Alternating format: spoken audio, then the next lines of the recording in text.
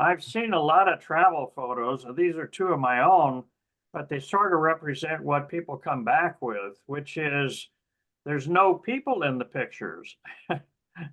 They're great scenes, but you don't see any people. So I was recently talking with another photographer, and he was saying, well, I'm too shy. I can't approach people and tell them that I want to have their picture. I want to take their picture. So he said what he does is use a long lens. And I have some long lens pictures.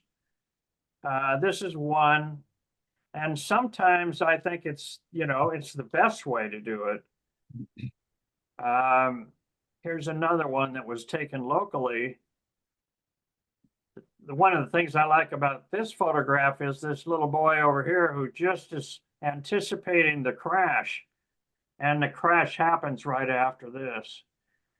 But I have been very influenced by Steve McCurry, who says he believes in getting eye contact with the people he photographs for a number of reasons. One is just out of respect for the person and for tacit permission from them. Also trying to establish a connection with the people. And he says the connection with the people is what gives you the viewer impact. And this picture that he took of the Afghan woman, Shabat Gagula, is one of the most famous pictures ever. And everybody has seen this picture. He waited, I think, about 3 days in a refugee camp to get this picture because she was the shy one. They never talked. They just saw each other from a little bit of distance. So I believe in the eye contact thing. This is an example in Tibet. I was across the street from this woman. It was a narrow street. And I just pointed at my camera and smiled and pointed at her, and she looked at me and smiled back, and I took the picture. Here's another one like that in India.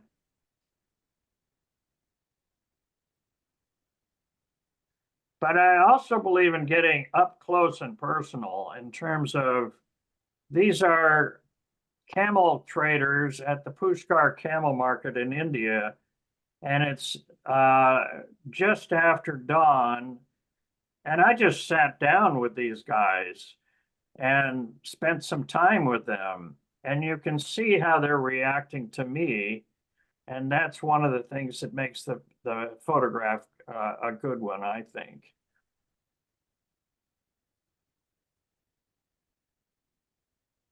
Here's another one where we were invited to tea at a floating market in Lake Inle in Myanmar. And I think this has much more impact than if you use a long lens, because you can see that I'm having some kind of connection with them, and that's coming across in the picture and makes the viewer have that connection. So I've heard so many times, and I felt it myself when I first started, that to ask someone to take their picture is too scary and too likely that they would say no. What my experience has been is I get much more yeses than I get nos. I rarely get a no. And this is a case of a man who was had just become a bishop as a Russian Orthodox bishop in Sustal, Russia. And he was walking around with an entourage, and I just went up to him and pointed at my camera and said, "Can I take your picture?" And he said, "Oh yeah, let's move over here where there's a better background." It turns out he was an American. And he became a Russian Orthodox bishop because he thought the Catholic Church wasn't conservative enough. Not only did I take his picture, but we had some correspondence for a while through email. And it turned out he had been in a cloistered monastery that Butch and Tom may be aware of in Buena Vista, Colorado. So what you're trying to do is get some rapport with the people that you're seeing. Even if you don't have language, you can get that kind of rapport. When I was a therapist, we called it attunement. And it's sort of getting in tune with where that person's at and showing an interest in them. And also having some awareness of the cultures, the different cultures. For instance, in Papua New Guinea, people thanked me for taking their picture. And I think it was because they wanted other people outside in the bigger world to know who they are and what they're like. Where in some parts of Mexico, they don't want their picture taken because you're stealing their soul. So knowing some about the culture and then taking an interest in the people really makes a difference. Showing an interest in their pets is a good way to do it. This is in Morocco. And I also take small toys with me and give them to kids. Here's one in Ethiopia where she's just gotten a toy from me and she's showing her mother. Now, see, there's just no rejection there. It's like there's certainly a yes in her smile. Here's the toys. I go to a party store and you can get toy soldiers, but I don't. I get the animals, and kids love them, and they're not expensive, and you can pack them in your luggage pretty easily. This is in Peru, and it's a woman that is expecting money for a small amount of money for taking her picture, but you know, there's just not much going on here. And so I gave a toy to the little boy, and then I get a nicer picture.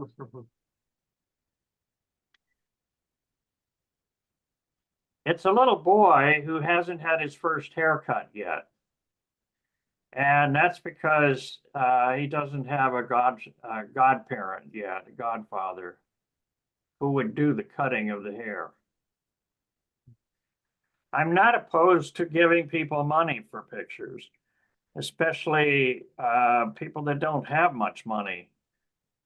This was a gypsy in Spain, and she was using her cup to get donations. It doesn't take much. And actually, she started to walk away, and I said something to her, and she turned around, and I got this picture. The other thing about taking pictures of people is you have to be fast. You can't be fiddling with your camera while they're waiting for you. They don't wait. So you have to be ready. As soon as you pull up your camera, it's got to be ready to go as far as exposure and shutter speed and all the rest of that.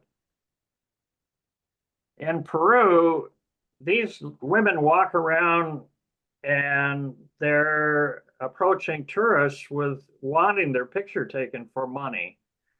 But it's, you know, it's like $1. It's not going to break the bank. And I think, you know, I feel fine about doing that. And like that previous picture in Peru, if you talk to them or you show an interest in their animals and what they're wearing, my wife said, for a woman, it's it's pointing out something about what they're wearing or how their hair is. That doesn't work well for me. But I do give them money, and the kids, I'll give them food. This little girl in India she was okay with having her picture taken, but we took her into a store and let her buy what she wanted. That's what she's holding. And here she's looking at herself, or what she thinks would be herself, in this. This is a video camera, so she's not seeing it, but she's looking for herself there. The first time I was in Guatemala, I was by myself eating a pizza at an outdoor restaurant, and these girls came up and wanted to sell me these things are on their heads are table runners. And they ended up eating half my pizza, and then I took them down a couple blocks or a couple of stores down to the ice cream shop and got them ice cream. And that's when I took this picture. I don't speak Spanish, but I found out they're 10 and 12 years old, and that's about as far as we got. But, you know, you don't really need language. You can communicate non-verbally with a lot of things. Here's an example where we were in the Sahara Desert in Morocco, and this woman is making us tea. And her daughter wanted to show me her goat, her baby goat. So I took this Polaroid and gave it to her. She went back to her mother, and her mother said, "Oh, would you take me and my sister?" And then all the veils come off. And grandma is in the front, and the woman with the veil in the making tea is in the back, and then her sister is on the right. So now I'm using a little Canon. It's about the size of a cell phone, and it will Wi-Fi connect to your cell phone. So if you take a picture, you can take several pictures and have it pick out the best one. And then this comes out in about a minute, and it's about the size of a playing card. But I've created crowds sometimes by giving away Polaroids. So in 2019, I was part of a group of 4 photographers who went to document the last hunter-gatherers in Tanzania. And it was sponsored by Nikon. And we spent 4 days with them. Now, this is an example of the first day where they're tentative and they don't quite know what's going on and what we're doing and who we are.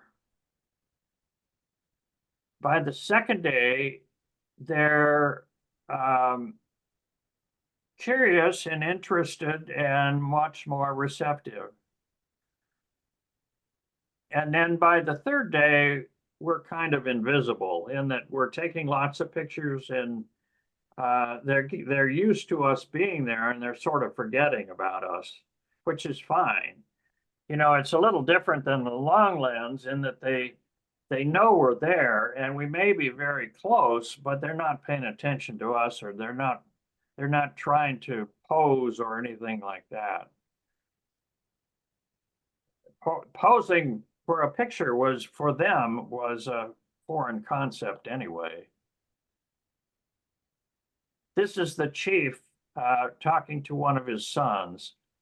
And the boys, the only toy they have is a bow and arrow, and they start at about 5 years old. By the time they're teenagers, they can hit a bird, a small bird in a tree with a bow and arrow. This is the fourth day at dawn, and it's the women's fire.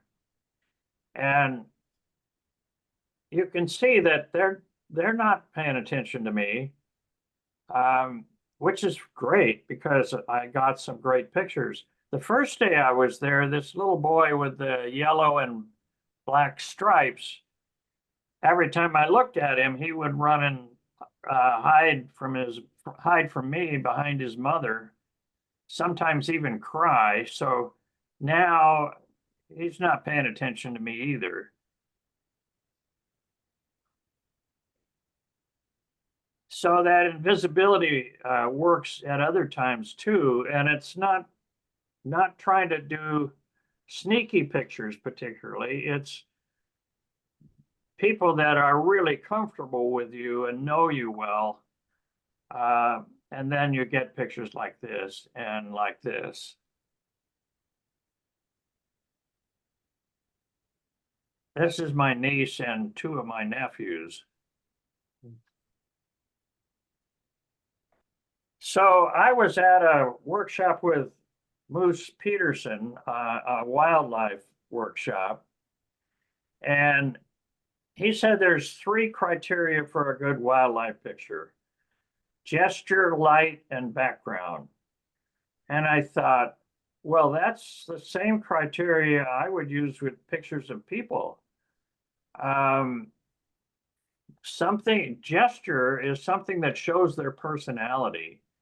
And so that's what I look for. I want to get a picture that's not just someone giving me the peace sign or a cheesy smile that looks like they're posing. I want to get farther away from that. And this is an example. This is a Hussey's car wash in Denver many years ago. This is in India.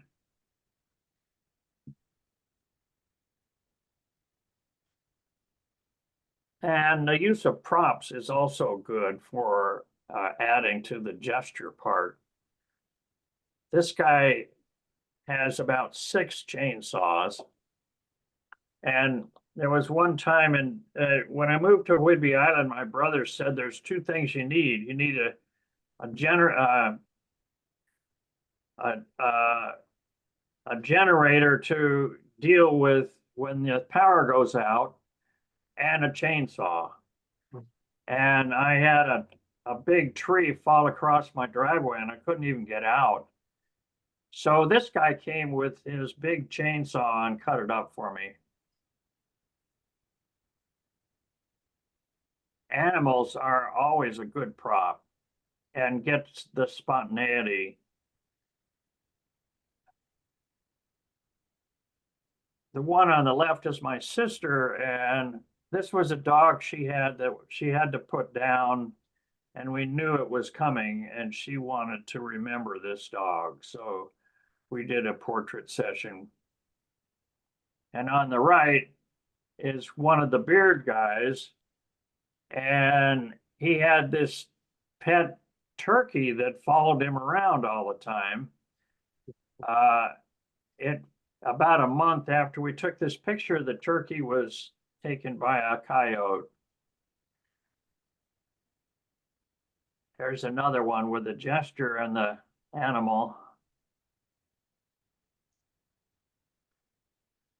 And it's not always a face.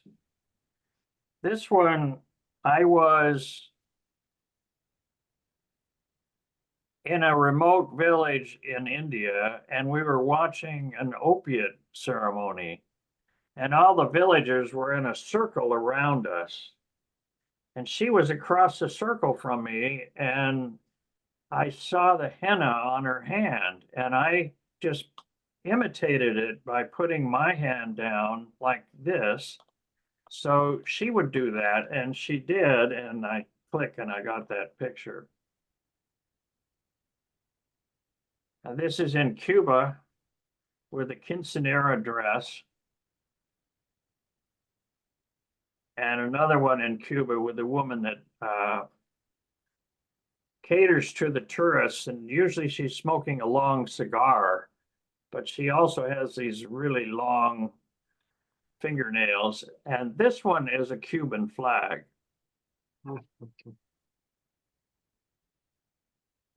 And again, this is in the Hadzabe tribe. Berries and as a big part of their diet.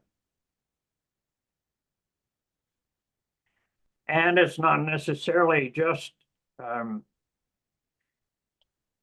hands. I was very interested in Tibet with the use of their jewelry, which has a lot of commonalities with American Indians. A lot of turquoise and a lot of red stones.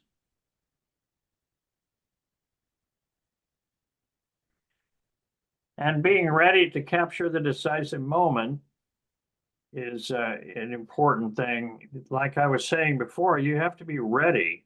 So before I go out on a shoot, when I'm going to do people, I'm thinking about what's the shutter speed I want, what is the, do I want to be on aperture or manual? And I use, at this point, I'm using a Sony, and it has the option of indicating whether it's, they'll track eyes of people or animals or birds. So I pay attention to that as well. So when something like this happens, it's a split second and then it's gone. Same with this. This is in Cuba at dawn, and we had walked up there to see the sunrise and also have these nice fog in the background.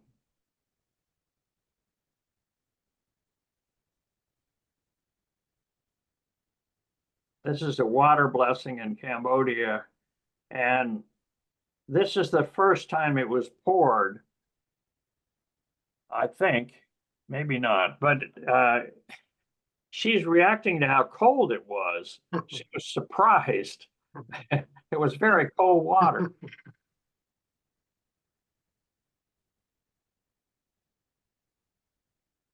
This is a peace march in Denver so long ago, I don't remember what war they were protesting.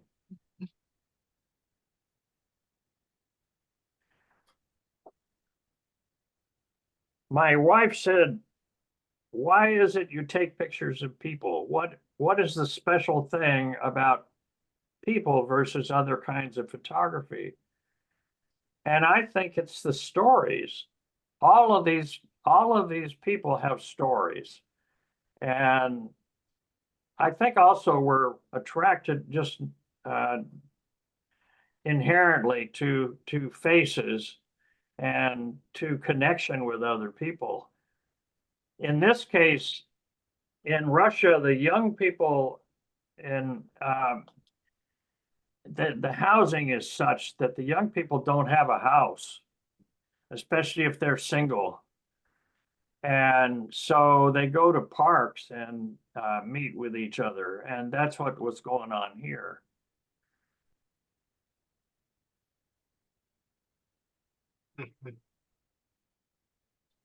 This is my favorite dog that I don't have anymore, Irish Wolfhound. And I set this up to get a professional picture with my dog. And my best friend was the shooter. And he got the decisive moment here. Kids are naturally spontaneous. Well, I don't pose people. I don't tell them. I may coach them a bit, like with a group. I like them to touch each other. That always helps them relax. And but kids, they just. I think I might have pointed out how pretty her dress was, and then she did this. And this is my grandson. This is quite quite a few years ago when I took him to the train museum in Colorado. And he didn't want to look at the trains. He wanted to play like the train was, he was the engineer. He's now a senior in the engineering department at the University of Washington. This is my youngest brother with his granddaughter. And instead of saying, you know, cheese or something like that, I told them to stick their tongue out. Well, it wasn't because I wanted to get this picture. It was right after I took their picture and I got this. Mm-hmm. So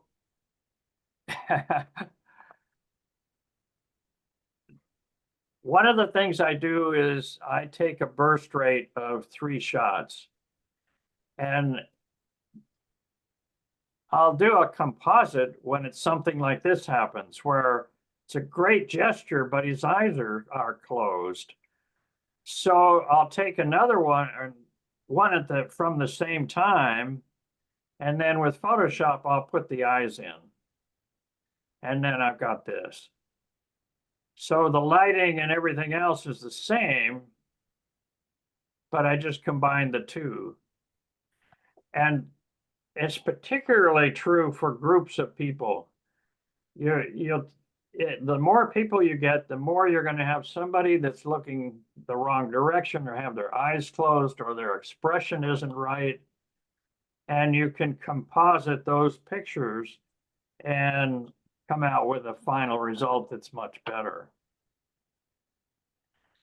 The other thing is, with not posing, is I start talking to them, and we get once they, well, usually in the studio I say, well, I got to spend some time getting the lights fixed up, and actually the lights are pretty fixed, but I want to get pictures when they don't think I'm taking pictures. And then I get things like this. These 3 guys were all some of the beard guys, and they were also friends. And they had come back because the local TV station was doing a story about my project. So they were posing for me, and Mark, who's on the right, kissed Bear's head. And then they laughed, and that's when we got this. So I'm not looking to pose them. I'm looking to get connected to them, and through that comes a good picture. Okay, so that's gesture, and then there's light. And of course, early light and late light, I'm sure you all are quite aware of. In this picture, I went out with this guy into the desert,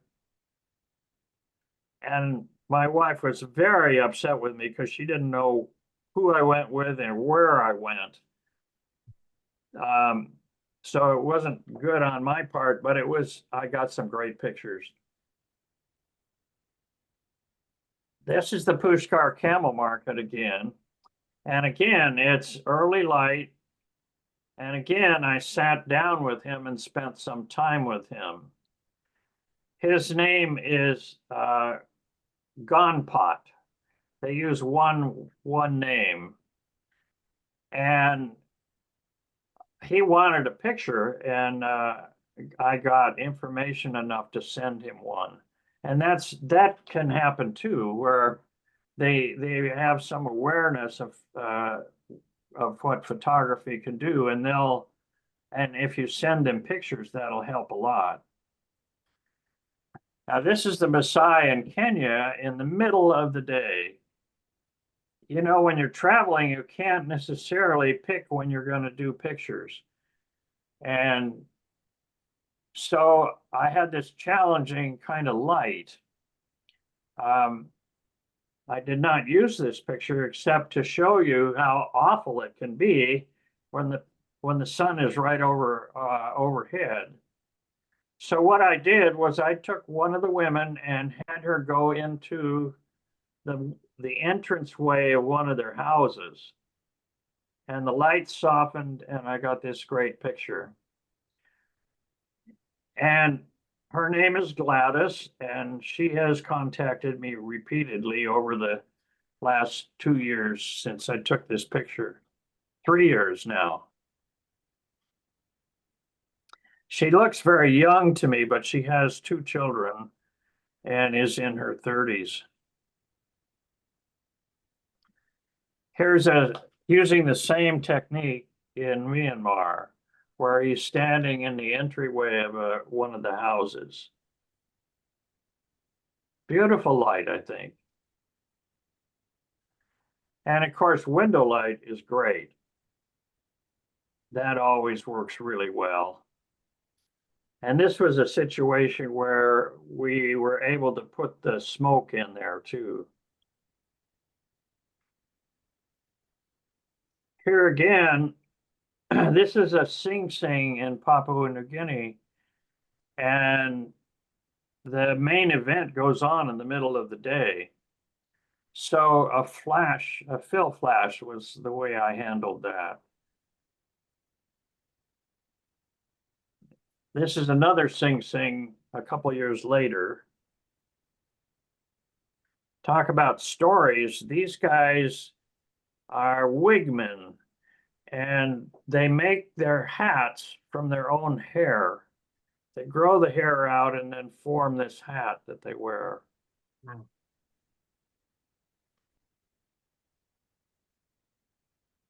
Here's an example of meter reading off the background and then using a flash.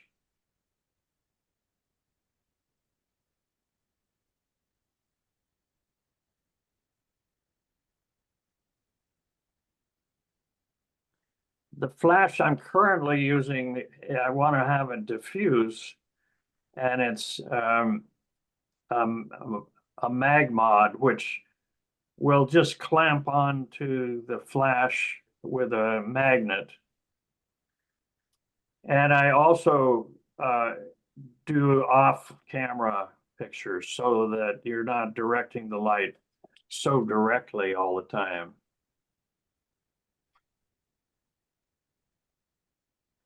And then in post-processing, you can control the light as well. So in this case, I lit these with Photoshop, put in the light coming in, streaking down that way. And I took this picture of him in a different background. So let's talk about backgrounds. You know, it seems like the popular way to do it these days is a blurred background. And I think it's very appealing in terms of minimizing distractions. I have a Zeiss lens that's an 85 millimeter f1.8, and it does a great job. But I often am not doing that. I'm using a zoom lens that's more like a 5.6 lens. So I isolate the background, or I use the background. He's standing next to a building.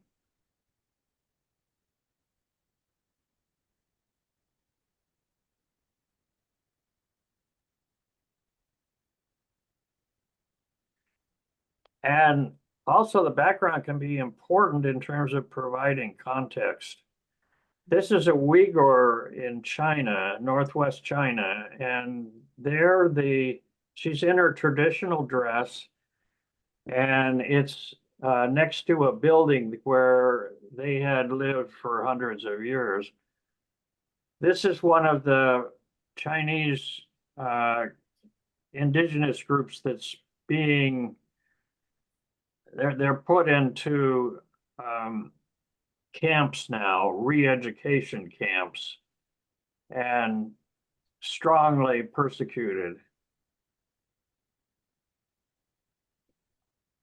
Also, you can do with background, you can do layering. In this instance, there's a tuk-tuk here, and then if you look past the tuk-tuk, there's a couple on a motor scooter. This is in Cambodia. And it's hard to do this in this country, but in Cambodia, I hung out in front of the school as the kids were getting out. I think if you did that in this country, they'd think you're a pedophile, but she came up to me and wanted to practice her English. And so she told me about her mother and a little bit that she could say in English, and then was talking about what's in the street. And this is what happened. Also, the background can tell a story. I think if you took the background out of this picture, it wouldn't be near as interesting.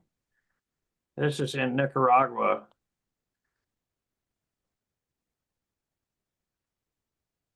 I often will change the background. Now here's a before, and this is an after. So what I do is I'm looking as I'm taking pictures for places that might be good backgrounds, and I'll take them and combine them later. So it's usually something at the same place where I'm taking the person.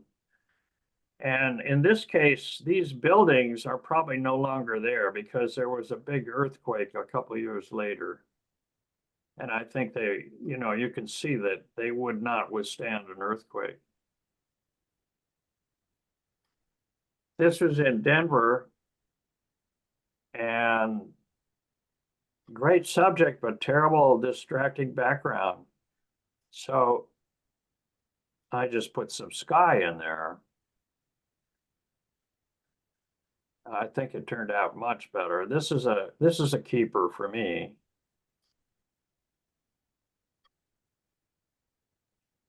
This one was in Cuba.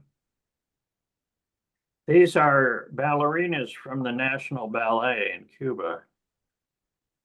But it's just too busy for me.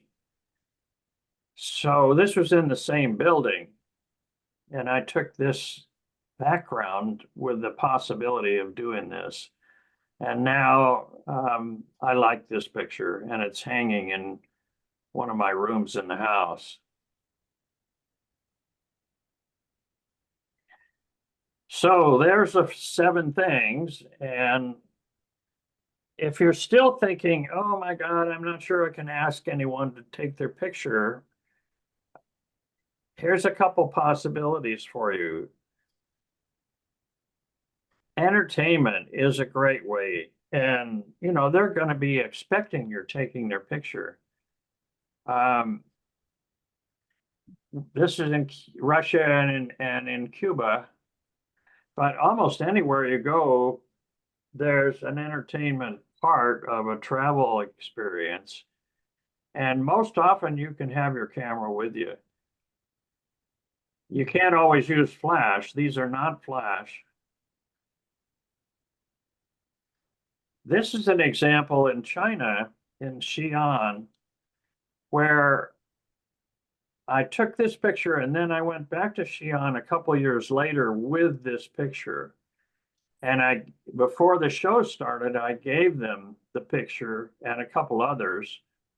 Well, they loved it. They took me backstage to talk to the dancers and the musicians.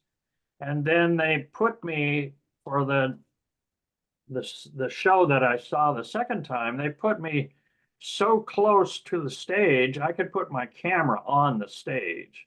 It was that close.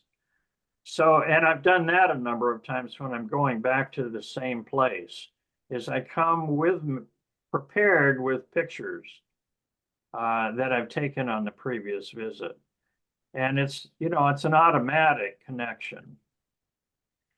I did that with the Hadzabe tribe, and they walked 7 kilometers to come see me. And it wasn't just the warriors that came, the men, it was all the women and the kids, they all came. It was really a great reunion. But I also gave them pictures. They don't have possessions, so to speak. So I don't know what'll happen with those pictures, but they have them. And also, when you're doing entertainment, sometimes it's the audience that's interesting. This was in a small village in Peru, and they were doing a Mother's Day celebration and a dance competition.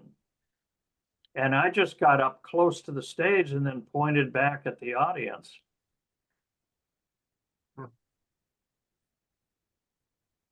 So another way to take pictures of people is to go on a tour where it's focused on people. And I really would recommend Jim Klein photo tours.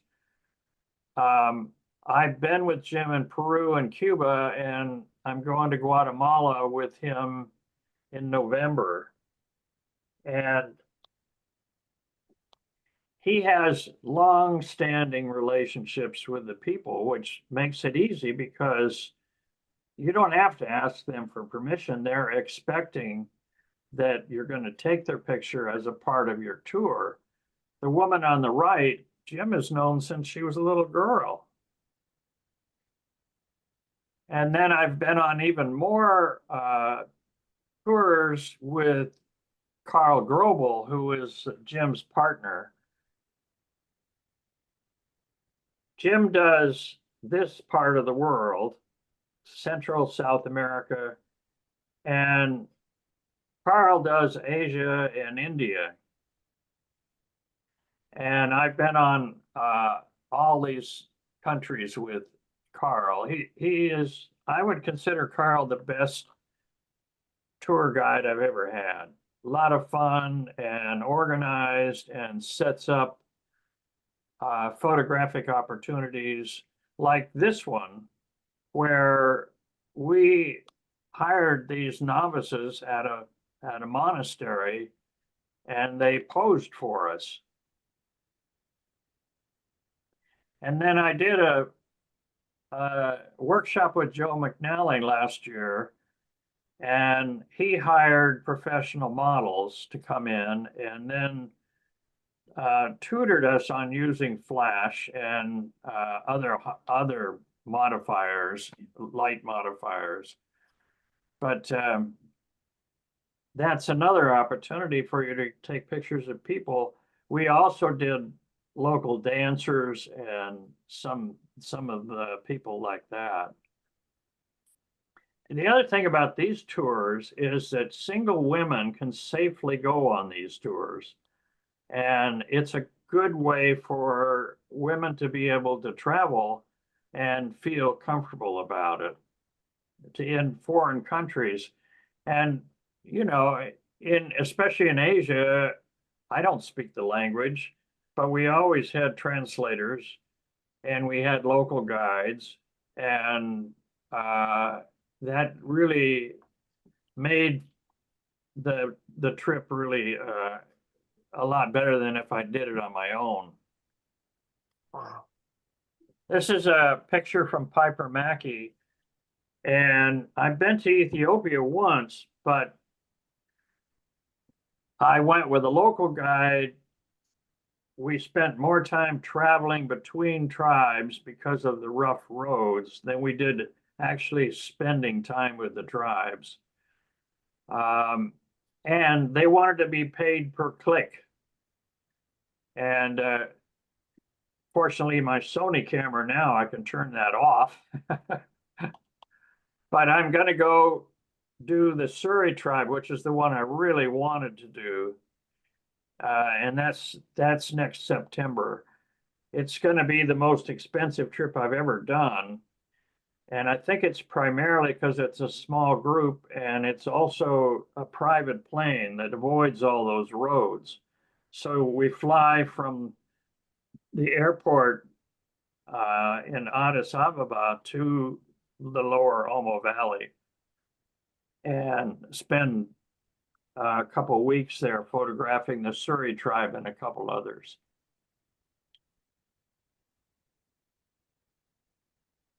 So here's some people on Instagram that are maybe inspiring for you. Ron Cooper and Nancy Savage are both Denver people, and they've done extensive traveling. And Ron has done a book about people around the world that's very similar to what my pictures are like. And Eric LaForge has done a lot of the same thing, pictures around the world. He's done most of them in India, but also other places.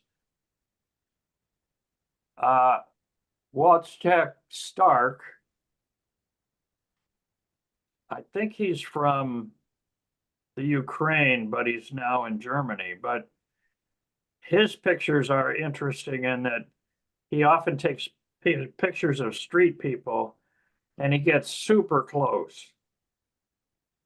And he has them hold a reflector under their face or ankle. They hold the reflector and he takes just the head. It's very interesting. And Giovanna is also a travel photographer who focuses on people. So those are all Instagram that you can look at.